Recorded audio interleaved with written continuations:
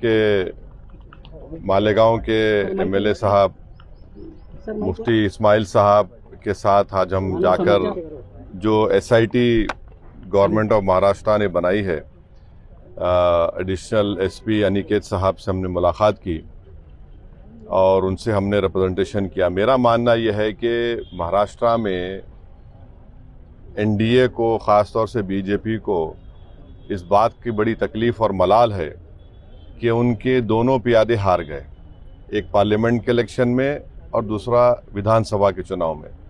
तो इसलिए वो अपनी शिकस्त को हज़म नहीं कर पा रहे हैं और गैर ज़रूरी तौर पर इस तरह का उन्होंने एक एसआईटी तश्कील दिया है।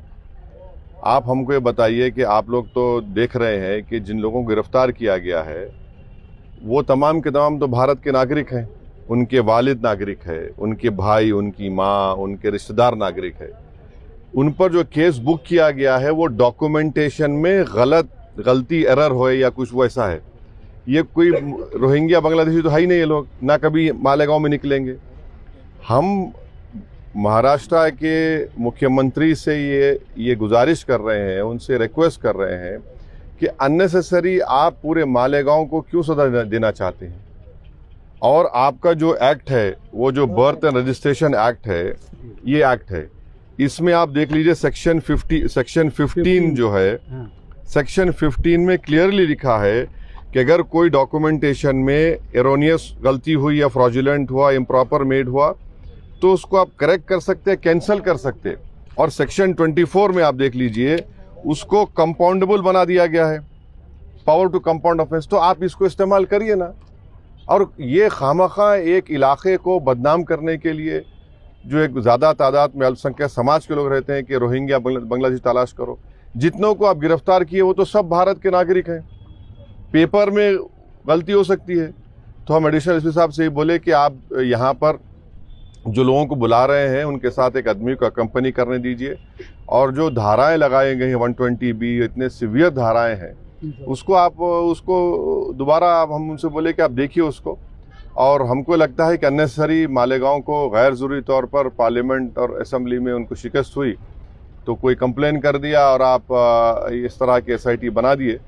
तो ये हमारा ये मानना है कि यहाँ पर ना कोई रोहिंग्या है ना कोई बांग्लादेशी है, मगर जो गिरफ्तारी अमल में आई है वो तो डॉक्यूमेंटेशन के ऊपर है। तो इसलिए हम उम्मीद करते हैं कि हमारे अनिकेत साहब और उनकी टीम और ख़ास तौर से महाराष्ट्र की गवर्नमेंट इसको रिलुक करेगी, इन्होंने जो स्टेप लिया है। और मालेगांव में तो आप देख रहे हैं कि मुफ्ती साहब मालेगांव के दूसरे इश्यूज़ जो लॉ एंड ऑर्डर से ताल्लुक़ था, ख़ास तौर से जो बड़े बड़े ट्रक्स अंदर आ जा रहे, और जो परसों हादसा हुआ जिसमें 2-3 लोगों की मौत भी हुई है, तो इन दूसरे उस पर भी हम बातचीत किए। बस आपको इस बात की इत्तला देना था। शुक्रिया। तो मालेगांव में बार बार किरीट सोमैया, नीतीश राणे ये आते हैं, ट्वीट भी करते हैं और कार्रवाई भी होती है, और वो हिसाब से प्रशासन भी चल रहा है, ऐसा नहीं लग रहा। लैंड जिहाद का मुद्दा लेके, बांग्लादेश का मुद्दा लेके, नहीं, आप हमको ये बताइए कि अगर मान लिया जो वोट जिहाद हुआ तो ये लोग गाली किसको दे रहे हैं? इलेक्शन कमीशन गाली दे रहे हैं ना, ये इलेक्शन कमीशन को गाली दे रहे हैं।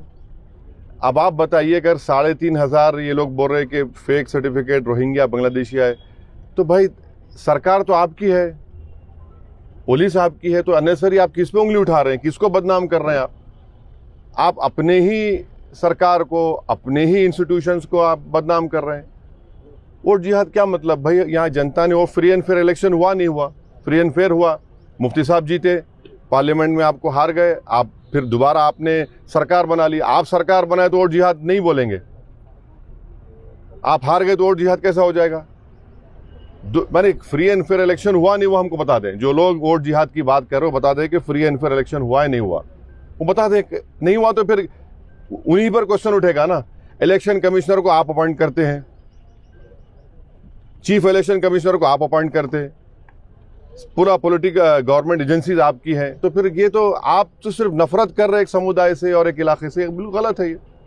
मालेगांव शहर में अभी हिंदू सकल संत का एक प्रोग्राम हो रहा है जिसमें 2008 में बम ब्लास्ट में साधु प्रज्ञा सिंह को मालेगांव लाके सम्मानित करने की बात हिंदू समाज की ओर से की जा रही है, इसको आप कैसे देखते हैं? देखिए, हम तो सिर्फ यही कहेंगे कि इतने लोगों की मौत यहाँ पर हुई है और उसमें एक्यूज्ड हैं वो।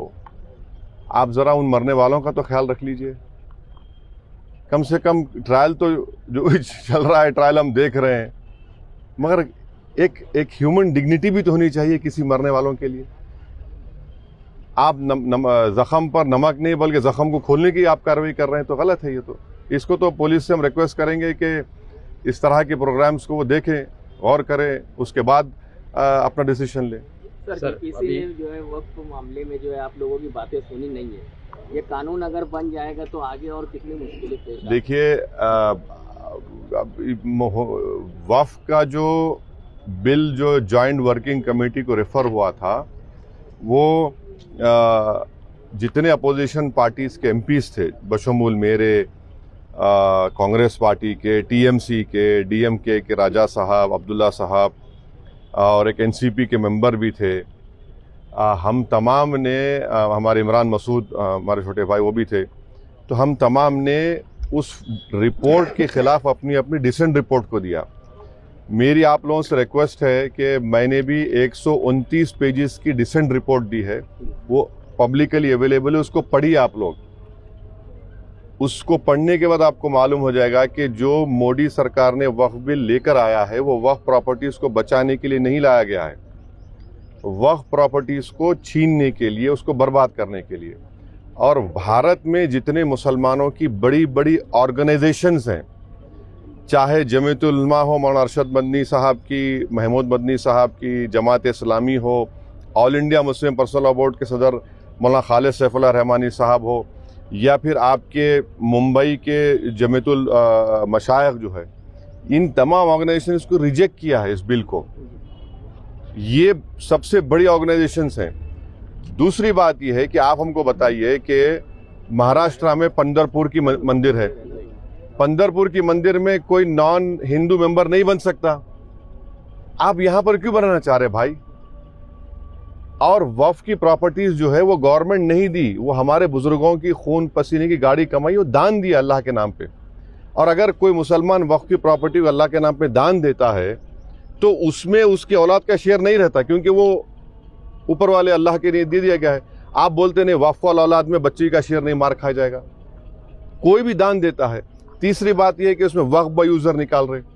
हिंदू धर्म में आप बीके मुकर्री साहब की किताब है, वो पढ़िए, जो सब मानते हैं। उसमें लिखा कि बाई कस्टम बाई यूसेज वो टेम्पल की प्रॉपर्टी हो जाती, वहां पर जब हो जाती तो यहाँ क्यों नहीं हो सकती है भाई? और वक्फ बाय यूजर ऐसा नहीं है जो बीजेपी झूठ बोल रही कि जहां आप दस्ती रख दिए, जहां पे हाथ रख दिए, या जहां पे जाके मुफ्ती इस्माइल साहब नमाज पढ़े वक्फ हो जाती। नहीं, बाबरी मस्जिद राम मंदिर केस में 4-5 पेजेस है, पैराग्राफ्स है, जिसमें सुप्रीम कोर्ट ने वक्फ बाय यूजर को अपहेल्ड किया। अब उसको निकाल रहे हैं।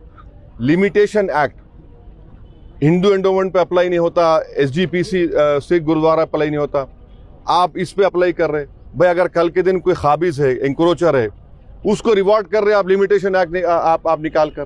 कलेक्टर को इतने पावर्स दे रहे हैं आप, कलेक्टर कैसे तय करेगा भाई? कोई अपने मामले में जज बन सकता है क्या? बोलिए आप, वो तो नेचुरल जस्टिस के खिलाफ है। और उस बिल में यह भी लिखा गया कि अगर कोई भी जाकर कलेक्टर को दरखास्त दे दिया कि मालेगांव की मस्जिद जो है वक्फ नहीं है, तो कलेक्टर अगर इंक्वायरी ऑर्डर कर देगा तो इंक्वायरी कंप्लीट होने तक वक्फ की प्रॉपर्टी नहीं रहेगी। आप समझ रहे इस बात को? माने ना टाइम लिमिट है उसमें। तो जितने अमेंडमेंट्स लेकर आए हैं, अच्छा उसमें और एक अमेंडमेंट लेके आए कि भाई 5 साल तक जो मुसलमान इस्लाम कबूल करता हो 5 साल तक दान नहीं दे सकता। अब उसमें क्या लिख रहे हैं? उसको डेमोन्स्ट्रेट करना पड़ेगा। क्या डेमोन्स्ट्रेट करना पड़ेगा? मुफ्ती इस्माइल साहब देख के बोलेंगे हाँ ये नमाज पढ़ रहा, एक्सेप्टेबल होगा मोदी साहब के लिए? ये दाढ़ी छोड़ना डेमोन्स्ट्रेशन है, उसको डेमोन्स्ट्रेट करने के लिए, उसके रिलीजन के लिए? क्या रोजा रहना डेमोन्स्ट्रेशन? आप कौन होते भाई? अच्छा वो 5 साल तक नहीं दे सकता मगर किसी और धर्म को दे सकता, वो उसमें लिखा हुआ है। तो ये आप वक्फ प्रॉपर्टीज को बचाने के लिए नहीं ला रहे हैं, ये वक्फ को बर्बाद करने के लिए, वक्फ को छीनने के लिए, मस्जिदों को छीनने के लिए, खबरस्तान को छीनने के लिए। इवैक्यू प्रॉपर्टीज जो वक्फ हैं हजारों एकड़ में ख़त्म करने के। आखिरी बात यह है कि ये जो झूठा प्रोपेगेंडा बीजेपी फैलाती है कि 13 लाख सबसे बड़ा तीसरा बड़ा रियल एस्टेट है, मैं आपको बता रहा हूं कि तमिलनाडु, आंध्र प्रदेश, तेलंगाना और ओडिशा के चंद प्रॉपर्टीज को मिलाए तो यहीं पर 4 प्रदेशों में 14 लाख एकड़ जमीन है। मैं यूपी, बिहार, राजस्थान को नहीं मिलाया हूं, महाराष्ट्र को नहीं मिलाया हूं। तो ये आप क्यों, ये तो सिर्फ हमारी धर्म की प्रैक्टिस से हमको छीनना चाह रहे हैं आप। वक्फ जो है मुसलमानों के लिए एक इबादत है, आप उसको छीनना चाह रहे हैं हमसे। तो सरासर आप हमारे से वक्फ छीनना चाह रहे हैं, मस्जिदें छीनना चाह रहे हैं। तो इसका हम विरोध कर रहे हैं और भारत की पूरी जनता में बात जा चुकी है कि हिंदू धर्म के, क्रिश्चियन धर्म के, सिख धर्म के, उनके मंदिर में, उनके रिलीजियस प्लेस में कोई उनका धर्म का आदमी मेंबर बन सकता है, कोई नहीं बन सकता। यहाँ क्यों बनाना चाह रहे? तो ये एक नफरत है भारत के मुसलमानों से बीजेपी और मोदी सरकार। सर पूरे महाराष्ट्र में जो है ये रोहिंग्या बांग्लादेशी है, अमरावती हो गया, अकोला हो गया, क्या ये एनआरसी का ट्रायल तो नहीं ले रहे लोग? नहीं, आप बताइए, आप चेक करिए, मगर आप जो SIT बनाकर आप क्या है इसमें, क्या है बताइए? डॉक्यूमेंटेशन में फर्क है। अब मिसाल के तौर पे आपके कितने बच्चे हैं? 2 है ना। आप भारत के नागरिक है, दूसरा बेटा भी नागरिक है। जो दूसरा बेटा है उसके डॉक्यूमेंट में फर्क है तो भारत का नागरिक नहीं हुआ क्या वो? वही तो हम बोल रहे हैं ना भाई, उस बात को समझने की जरूरत है। अरे भाई, तुमको रोटी सेकना है तो और जगह सेको। आप किसी एक इलाके को, एक समुदाय को इस तरह परेशान करना ये गलत बात है बिल्कुल। सर महाराष्ट्र में अभी असेंबली के बाद कारपोरेशन के इलेक्शन आए, हाँ, कॉर्पोरेशन इंशाल्लाह बहुत कमजोर नजर आ रही है ऐसा लगता है। अरे कहाँ कमजोर नजर आ रही, इतना बड़ा मुफ्ती हमारे बाजू खड़ा हुआ है, कहाँ कमजोर नजर आ रही? 2 in 1 है ये। एक MLA चुन के आया। हाँ, तो ये अरे भाई, जंगल में एक ही शेर होता है ना।